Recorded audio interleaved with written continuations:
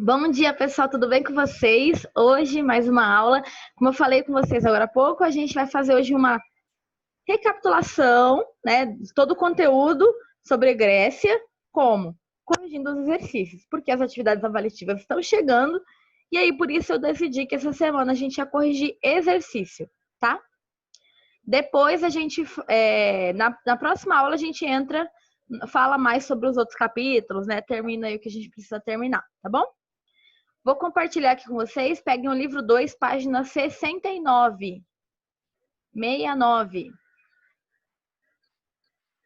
Cadê?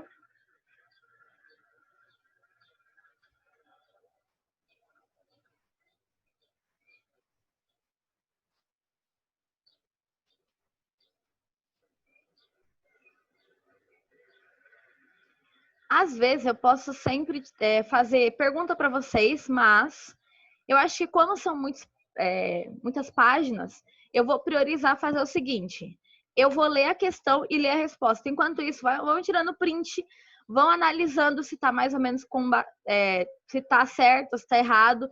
Se você vê que não está dizendo mais ou menos as mesmas coisas, mesmo que não esteja com as mesmas palavras, você circula para você arrumar depois com o print que você tirou. Pode ser assim? Dê uma olhadinha, porque eu acho que não dá tempo de vocês copiarem, até porque tem sempre pessoas que são um pouquinho mais devagar, outras são um pouquinho mais rápidas. Então, não acho que vai dar tempo de todo mundo copiar em aula. Então, o que a gente vai fazer? Vocês vão tirando print e aí a gente vai. Eu vou lendo a resposta e vocês vão circulando todas elas que vocês acham que não estão tão certas, tá bom? As coisas que vocês precisam arrumar. Então, página 69, questão 1. A gente estava falando sobre Grécia, né? A civilização grega é resultado de uma grande mistura de povos que colonizaram os Balcãs. Quais povos fazem parte dessa miscigenação e como ela ocorreu? Eu tinha falado para vocês, né? Nunca esquecerem desses 4 povos aqui, ó. Então, aproximadamente em 2000 a.C. a 1000 a.C., lembrando que antes de Cristo é de trás para frente, né? Sendo que Cristo vira o marco zero. A Península Balcânica foi ocupada por 4 povos de origem indo-europeia, que tinham hábitos e costumes semelhantes: os aqueus, os hélios, os jônios e os dórios. Então, todos esses, eles tinham uma cultura mais ou menos parecida, uma língua muito parecida, o que fazia com que eles se sentissem um povo só, tá? Por mais que eles não fossem o mesmo povo, pelo menos no sentido de ligação. Se for para ser aliado de alguém, vai ser com esse povo aí que é muito parecido comigo, tá? Não que eles fossem uma nação unida, eles não eram, tá bom? Assim, da união desses povos com a influência cultural dos povos vizinhos, como egípcios. Peraí que tem mais gente entrando na sala. Cretenses, formou-se a civilização grega. Tudo bem? Quem não colocou algo mais ou menos parecido, arruma aí, tira o print, né? E 2, a Ilíada e a Odisseia são duas narrativas, desculpa. Eu expliquei para vocês sobre elas, né? Aqueles 2 contos gregos que explicam um pouco da Grécia Antiga, né? Mas que eles têm algumas coisas de deuses e monstros. Ainda assim, dá para aprender muito sobre a cultura deles. Não tô conseguindo abrir o chat de novo. Já que eu tento, só terminar aqui. Quem tá perdido, estamos recapitulando, corrigindo as páginas 69, livro 2. Já é uma forma de estudar para atividade avaliativa, tá? Ainda mais quando vocês estiverem corrigindo as questões. Muito das questões têm a ver com as atividades, tá bom? São 2 narrativas muito importantes para se estudar o mundo grego e as sociedades que estabeleceram relações com os gregos da antiguidade. Explique brevemente do que se tratam essas 2 narrativas. Precisa ter exatamente a mesma palavra? Não precisa, é um resumo.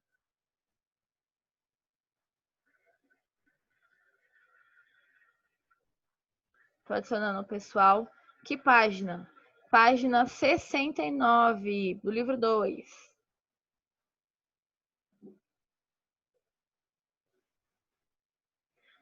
Então, em resumo, né? A Ilíada, deixa eu ver se o que entrou. A Ilíada conta a história do guerreiro Aquiles e da guerra de Troia entre aqueus e jônios, entre aqueus e troianos, desculpa, que levou à destruição de Troia. Já a Odisseia narra as aventuras de Ulisses, um herói grego que lutou na guerra de Troia. Seu retorno para casa durou 10 anos e foi marcado por diversas dificuldades e enfrentamentos contra ameaças mitológicas, sereias, ciclopes, várias coisas, né? O Kraken. Gente, quem entrou agora, nós estamos corrigindo o capítulo 9 e 10, porque são os capítulos que a gente vai ter atividade avaliativa. É uma forma também de recapitular o conteúdo. Então, não vai dar tempo de vocês copiarem junto comigo. O que vocês fazem? Leia de vocês, vê se está mais ou menos dizendo a mesma coisa. Se não tiver, você circula, tira um print da página que eu estou mostrando aqui e arruma depois. Vai ajudar muito vocês nas atividades avaliativas. Então, agora todo mundo tirou print, faz um joinha para mim. A gente vai lá para a página 75.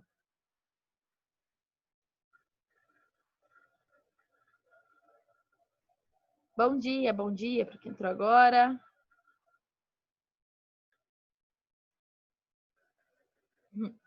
Tudo bem com vocês? Página 75. Vou colocar essa 1 e a 2 primeiro, depois eu mostro a 3 e a 4. Então, página 75. 1. Para muitos historiadores, a chegada dos dórios marca o início de um período da história da Grécia, né, conhecido como Idade das Trevas. Gente, não é o único período que vai ser conhecido assim. Normalmente é direcionado a uma época sem ciência, né? Por que esse período ganhou essa denominação? Lembra que a gente estudou, né, sobre aquele período grego em que eles eram dominados pelos aqueus e que os aqueus se importavam muito com matemática, com a escrita. Eles já tinham uma forma de escrita, né, que era o linear B, por exemplo. E aí, quando os dórios chegam lá, acabam com tudo isso. Então, com a invasão dos dórios, o desenvolvimento da região foi interrompido, as cidades micênicas foram destruídas, os palácios foram saqueados e as atividades culturais e econômicas, como artesanato, comércio, escrita, diminuíram muito, drasticamente. Então, eles basicamente foram chamados nesse período porque eles acabaram com tudo que já tinha desenvolvido na cidade grega, tá bom? Eles eram muito mais a questão física, lembra que a gente estudou isso? Até que eles formaram depois o povo de Esparta, e Esparta não era tanto da questão intelectual, né? Diferente de Atenas. Atenas era mais do intelectual. Agora, Esparta era muito mais a força física, né? Vamos ser guerreiros, etc. Então, 2. Vê se é mais ou menos o que vocês colocaram. Se for ok, se não, circula aí para vocês arrumarem. 2. Com os dórios, a sociedade grega passou a ser classificada em clãs. Lembra aquelas famílias? Chamado de genos. A gente vai ter uma questão sobre elas, né? Eu expliquei para vocês, mostrei nos slides. Cite as características desse tipo de organização. Os clãs tinham organização patriarcal, lembra? Gente, toda vez que a gente falar de sociedade patriarcal, o homem manda na família, na sociedade, tá bom? Então, basicamente, era uma sociedade em que existia um patriarca, ou seja, um homem normalmente mais velho da família, que ele determinava ali quais que seriam as direções da família. Se a família iria adorar qual Deus, que tipo de comida ia comer, que tipo de comércio ia fazer. Então, tudo era definido pelo patriarca da Geno, tá? Os clãs tinham organização patriarcal. Os membros de um clã acreditavam descender de um ancestral comum, lembra? Eles eram considerados a mesma família, né? Cada clã tinha um líder. Além do chefe do clã, fazia parte da Geno e seus familiares, escravos e parentes próximos, assim como hóspedes. Então, se a Bianca estiver hospedando na minha casa, ela era considerada da minha Geno, como se fosse da minha família. Eu protegeria a Bianca como se fosse da minha família, tá?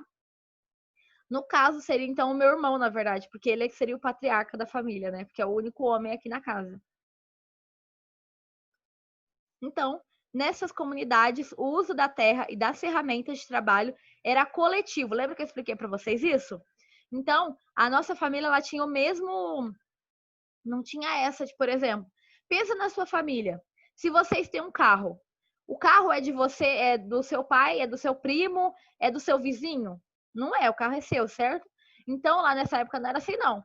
Tudo que é meu é de todo mundo da Geno. Todo quem faz parte da minha família, meu hóspede, é tudo nosso, entendeu? Sempre para o trabalho coletivo, porque as ferramentas de trabalho ajudariam todo mundo. Então, eu faço uma coisa, você faz outra e todo mundo se ajuda, tá? E a produção do clã era dividida entre todos os membros. E lembra que se sobrasse, eles ainda poderiam distribuir ali para genos que não tinham o suficiente.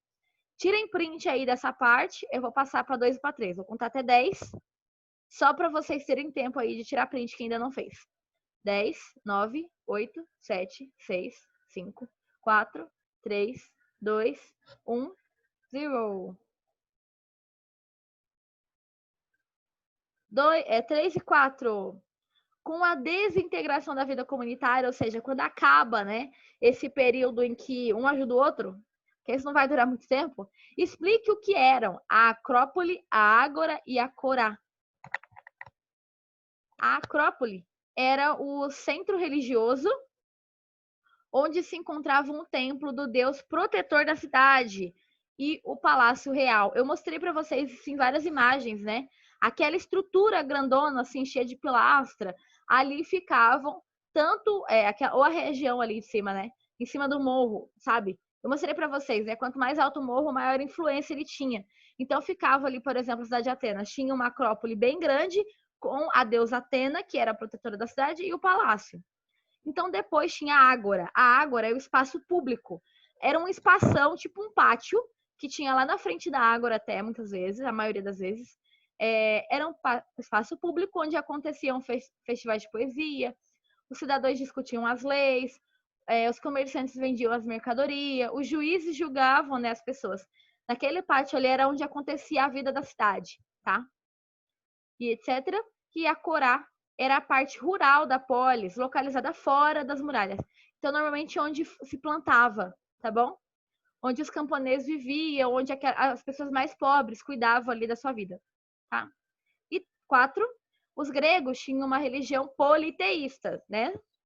Ou seja, baseada na crença em diversos deuses. Caracterize brevemente esses deuses e explique o que eram os semideuses. Os deuses, então, os deuses gregos eram considerados imortais, tá?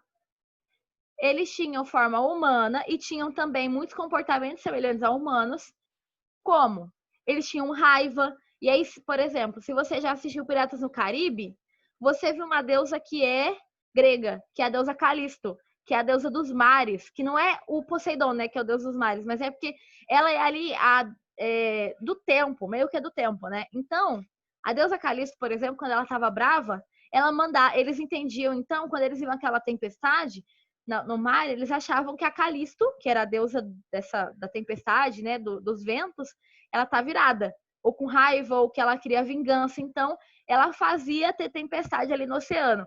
Então, várias coisas que aconteciam no dia a dia, eles explicavam com base no temperamento dos deuses, se eles estavam com raiva, se eles estavam felizes, se eles estavam irados ou queriam vingança, ou se eles estavam apaixonados. Então, características humanas, entende? Então, especialmente os sentimentos.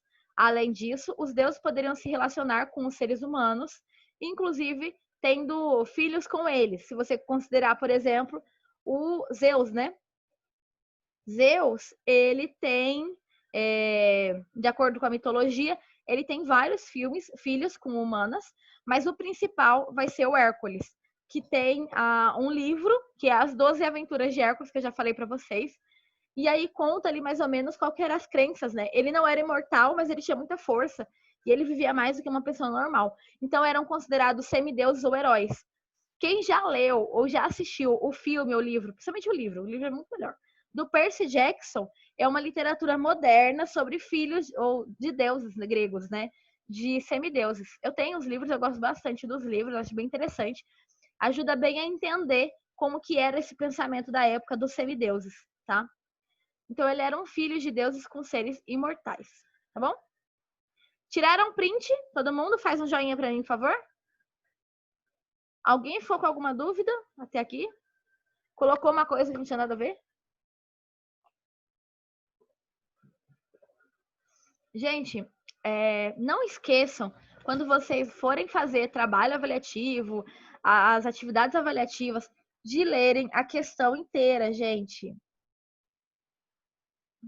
Muito erro por não ler a questão inteira. Tipo, no trabalho avaliativo de vocês, eu pedia para vocês fazerem um resumo sobre a cidade-estado de Cartago. E aí, muita gente confundiu e leu só o início e resumiu o que era a cidade-estado. Porque acho que não leu o resto da questão. Então, leia a questão inteira, senão vocês não vão saber o que é que eu estou pedindo. Tá? Página 78. Deixa eu ver aqui onde que eu tô.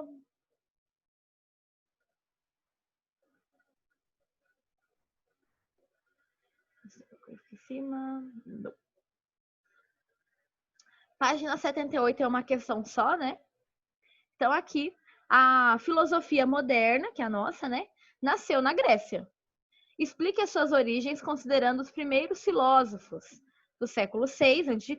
e os posteriores do século V a.C. Então, é um resumo, né? Mas vocês podem escrever algo parecido. A filosofia foi concebida pelos pensadores gregos que buscavam compreender o mundo por meio das explicações racionais, uma vez que as explicações religiosas e míticas para eles não eram o suficiente. Em primeiro momento, os filósofos queriam encontrar respostas que explicavam o funcionamento do universo, né? Posteriormente, centravam suas atenções no ser humano e no mundo das suas ideias. Gente, para vocês entenderem um pouco mais sobre isso, na Grécia Antiga, eles tinham muita maneira, né, de refletir sobre eu quero entrar em guerra com alguém. Então, eu vou fazer uma viagem, pode ser. Aí ele sentava no morro e ele ficava esperando os pássaros passarem. Para ele, por exemplo, é que eu não lembro que lado que o pássaro tinha que passar. Então, vou dar um exemplo, tá? Se os pássaros voassem, vários pássaros, uma manada de pássaro não, né? Tá errado. Vários pássaros voassem para a esquerda, significava que ele podia viajar, que seria uma viagem tranquila, porque era um recado dos deuses para isso. Se os pássaros fossem para o lado direito, já significava que não, que ia acontecer alguma coisa. Então, eles tinham muito isso, né? Eles tinham os oráculos, eles tinham várias pessoas que consultavam os mortos. Então, com tudo isso, eles se aproveitavam desse meio para poder explicar o dia a dia, isso os gregos, né? Só que os filósofos, eles não vão achar que isso é o suficiente. São os primeiros cientistas, se a gente pensar bem, né? É a base da ciência. Porque aí ele vai começar a parar e pensar. O pássaro não está explicando para mim, de fato, de onde eu vim, para onde eu vou. E aí ele começa a refletir sobre os grandes questionamentos do mundo, né? De onde eu vim, para onde vou, quem sou eu. Esses são os primeiros pensamentos filosóficos, assim, são as grandes perguntas da filosofia. E surgem muito nesse período, tá? Outra questão desse período, né, da filosofia é que eles tinham na Grécia, principalmente em Atenas, que foi onde surgiu, né, principalmente Atenas, Tebas, um pouco de Creta também, foi onde surgiu o ócio criativo. Gente rica não trabalhava, era desonroso gente rica trabalhar. Lembra? A gente estudou isso em vários capítulos. Basicamente, então, o que eles ficavam fazendo o dia inteiro? Eles paravam e pensavam. Foi aí que surgiu tantas ideias, né? Então, é fundamental para a gente parar e pensar, refletir. Parar, refletir um pouco sobre as coisas da vida, né? Em que a gente possa criar novas ideias, encontrar novos conceitos. Então, é uma ótima oportunidade quando você para e reflete sobre as coisas do seu dia a dia e não apenas deixa a vida passar, tá bom? Gente, próxima página 79.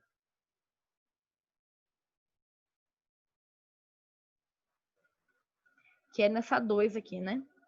Que o outro é meio que pessoal. Então, 2. Explique as origens do teatro e como se deu sua evolução na da Grécia Antiga. Antiga Grécia, né? Então, o teatro, as origens do teatro remontam ao rito religioso, a gente estudou isso também, praticado em homenagem ao deus do vinho, que era Dionísio. Era uma cerimônia com bailarinos, músicos e um coro declarando vários versos. No século VI a.C., Tespes introduziu um personagem dialogando com o coro e as apresentações deixando de abordar exclusivamente Dionísio e passaram a abordar outros deuses e heróis gregos. Com o tempo, novos personagens foram introduzidos. E além disso, você pode colocar que no início era sempre, depois, né, que o teatro começou a ser desenvolvido, não só quando era voltado para Dionísio, mas eles vão criar as categorias de drama e comédia, né? Em que eles contavam ali dia a dia, a história. Gente, eu amo o teatro grego. Para mim é um dos melhores. Tenho vários livros de teatro grego. Às vezes eu paro e fico só lendo. Eu tenho uns livros que eu já li não sei quantas vezes. Porque é muito interessante, sabe? Eles usam tanto tem teatro do dia a dia, quanto eles usam teatro mitológicos. Então, mistura deuses com as pessoas. Como que esses deuses influenciavam as pessoas, tá? Página 88. Deixa eu ver em que página que eu tô. Agora já é o próximo capítulo, né? Capítulo 10, página 88.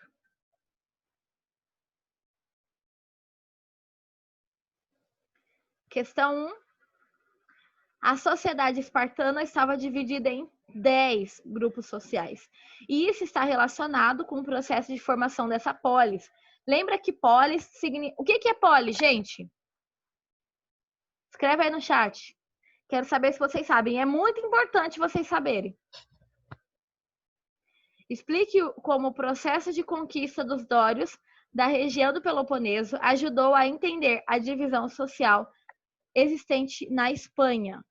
Esparta, desculpa. Em Esparta. Não conseguindo abrir o chat.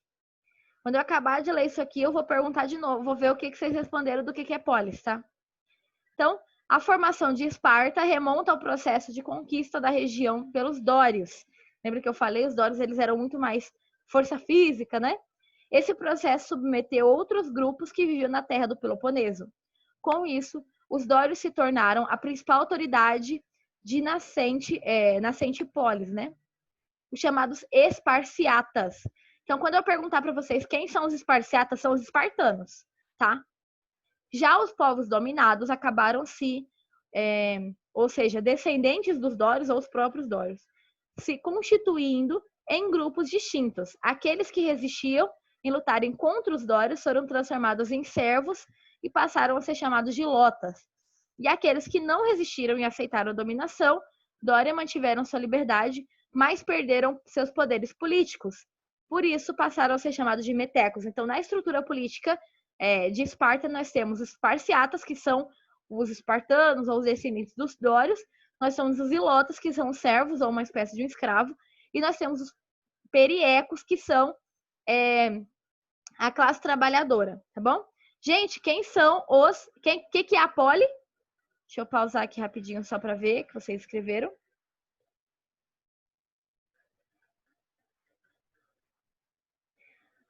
Todos os filósofos da época eram ricos?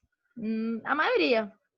Principalmente porque tinham já um certo estudo, entendeu? Para conseguir pensar sobre tudo isso. Eu pulei a página 80? Daqui a pouco eu volto, então. Eu perdi toda a minha conta. Conta do quê?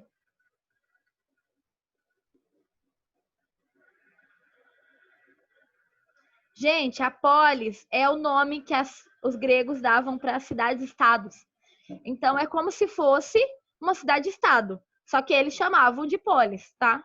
Eles tinham toda a estrutura de cidade-estado. Eles tinham autogoverno, um deus próprio, apesar de eles serem politeístas, eles tinham um deus que eles adoravam a mais do que os outros. Eles eram autossuficientes, plantavam ali, comercializavam ali, não dependiam do comércio com os outros Então, gente, ele é uma cidade-estado, só que é uma cidade-estado grego chamada Poli. Não era o nome da cidade como é, por exemplo, Campo Grande. Não. É porque a nossa cidade é uma cidade, então seria uma poli, entendeu? 2. Esparta era uma polis militarizada. Como se dava a formação dos soldados espartanos? A gente estudou sobre isso também. A formação dos soldados espartanos se iniciava na infância. Aos 7 anos, os meninos eram afastados de suas famílias e levados aos quartéis, onde começavam seu aprendizado militar, entrando em contato com valores como força, disciplina e bravura. Imagina, com 7 anos você já ir para o exército, gente. Eu sou adulta e eu já não queria. A partir dos 18, os treinamentos tornavam-se mais rigorosos. Chegavam a ser chicoteados para aprender a dominar a dor. Dos 20 aos 30, ficavam nos quartéis esperando convocação para a guerra e só depois dos 30 eram dispensados do serviço militar. Entretanto, após os 60, poderiam ser convocados caso houvesse necessidade. Então, tira print aí para arrumar quem não pôs isso. Vão colocando o nome no chat aí que a aula está acabando. Página 89. Não, é 89. Pulei.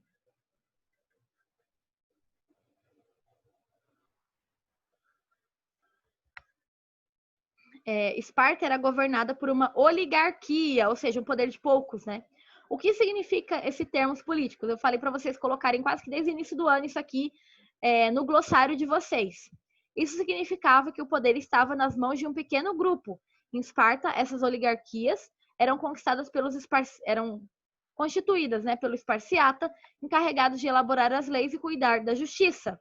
Esse grupo era formado pelos 2 reis. Lembra que eles tinham 2? Os 28 membros da Gerusia, os 5 magistrados do Eforato e os membros da Ápela. Quem não fez isso, arruma aí. E 4, na organização política espartana, os reis dividiam o poder com outros órgãos. Descreva as funções dos reis da Gerusia, do Eforato e da Ápela. Em Esparta, os reis administravam a polis e cuidavam da vida militar e religiosa. A Gerusia, constituída pelos gerontes, tinha a função de propor as leis e julgar os crimes. O Eforato, composto por os éforos, tinha a função de fiscalizar as ações dos reis. Eles vão fazer o que eles quisessem, né? Dos gerontes e dos membros da Ápila. E de cuidar do sistema educacional. A Ápila, formada por esparciatas, com mais de 30 anos, era responsável pela elaboração das leis que seriam submetidas à aprovação da Gerusia e pela eleição dos éforos e dos gerontes.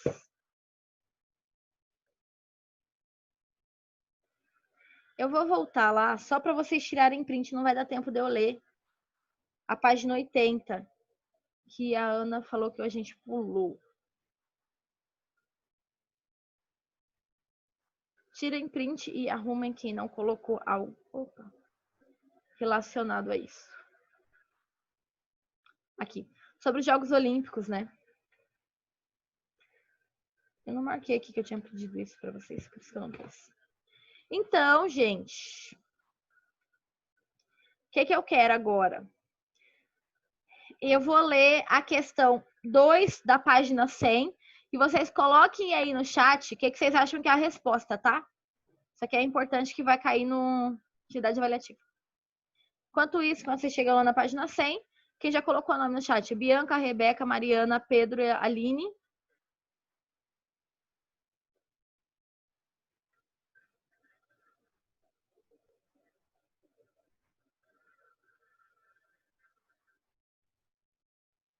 Duda. Então, página 100, exercício 2. Além das conquistas militares, um dos mais importantes efeitos de Alexandre o Grande foi favorecer o surgimento de uma nova cultura, com forte influência grega. A cidade de Alexandria, no Egito, Pérgamo, na Antioquia, e a ilha de Rhodes, no Mar Egeu, constituíram-se em centros difusores dos novos valores e dos novos saberes, que se estenderam pelas artes, pela ciência e por novas vertentes filosóficas. O nome dado a essa expressão cultural foi, E aí eu vou ler as alternativas e vocês colocam aí quais que vocês acham que é a certa, tá? Então, Alexandre o Grande, ele tinha a ideia de difundir ali a cultura grega. Como que é o nome desse movimento de difusão da cultura grega? Então, A, modernista. B, renascentista. C, contemporânea. D, realista. E E, helenística. Qual que vocês acham que é? Coloca aí. O Nicolas também colocou o nome dele na chamada. Só recebi de uma pessoa. Vamos recebendo aí dos outros. 10, 9, 8, 7, 6, 5, 4, 3, 2, 1. Vamos, gente, coloca aí no chat o que vocês acham que é. A gente estudou sobre isso. Gente, a resposta certa é a E, helenística. Lembra que os gregos se viam como helenos? Os outros povos é que chamavam eles de gregos. Eles se chamavam de helenos. Então, quando Alexandre vai difundir todo ali o movimento dele, ele vai difundir o helenismo, tá? Então, a cultura grega. Então, na A, né? Que acho que é a última. A resposta certa da 2 é a E. 1. Representando o pequeno número em relação a outras classes, eles estavam constantemente preparando para enfrentar qualquer revolta. Daí a total dedicação à arte militar. A agricultura, o comércio e o artesanato eram considerados indignos para o espartano, que desde cedo se dedicavam às armas. Aos 7 anos, deixavam a família sendo educado pelo Estado, que procurava fazer parte dele um bom guerreiro, ensinando-lhe a lutar, a manejar armas e a suportar as fadigas e a dor. Sua educação intelectual era bastante simples. Aos 20 anos, o espartano entrava para o serviço militar, que só deixava aos 60, passando a viver no acampamento, treinando constantemente para as coisas de guerra. Apesar de ser obrigado ao casamento após os 30 anos, sua função era simplesmente a de fornecer mais soldados para o Estado. A transcrição anterior refere-se aos cidadãos que habitavam aonde, gente? A, Atenas. B, Creta. C, Esparta. D, Chipre. E E, Roma. Qual que é a resposta certa aqui desse negocinho desse textinho que eu acabei de ler?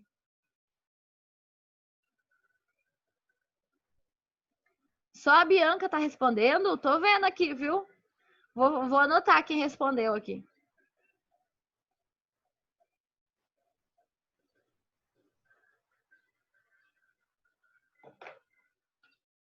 A resposta certa, gente, é a C. A gente acabou de falar, né? Olha só, ele tá falando que é um serviço militar. A pessoa se dedicava ao serviço militar desde cedo, até 60 anos. Esparta que tinha essa característica forte, né? Das pessoas serem ali militar, tá bom? Gente, muito obrigada. Até a próxima aula. Fiquem com Deus. Beijinho para vocês. Tchau, tchau.